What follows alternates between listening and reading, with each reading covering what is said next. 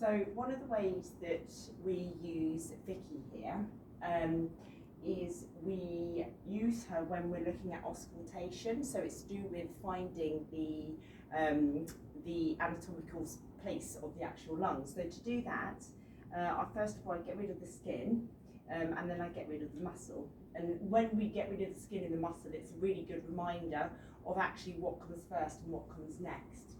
Then what I do is I get rid of, I go to the skeletal system and I make it see-through with this button here. And like that, actually what you can do is you can then see what's happening in the positioning whilst knowing where the lungs are underneath. Then going to the respiratory system, I go to the lower tract and I colour it in. And then like this, immediately you can see actually the size.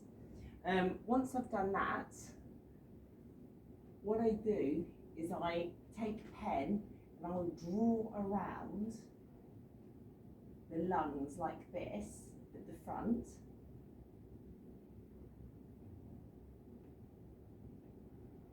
Really highlighting where the ribs are, getting people to feel their own ribs in comparison.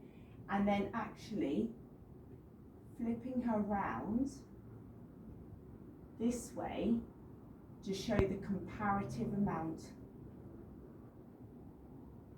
of lung that you've got at the back, just highlighting how much more lung you've got at the back compared to at the front, which explains why people go into tripoding or something else whenever they've got respiratory problems, and also showing where the different lobes are, so how you're going to auscultate each one of them.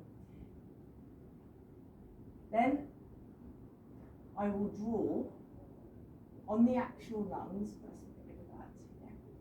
Then I'll draw on the actual lungs and we will highlight exactly where we listen to the lungs so that they can see the positioning and they can find out for themselves exactly where they would listen, and always going from one side to the other.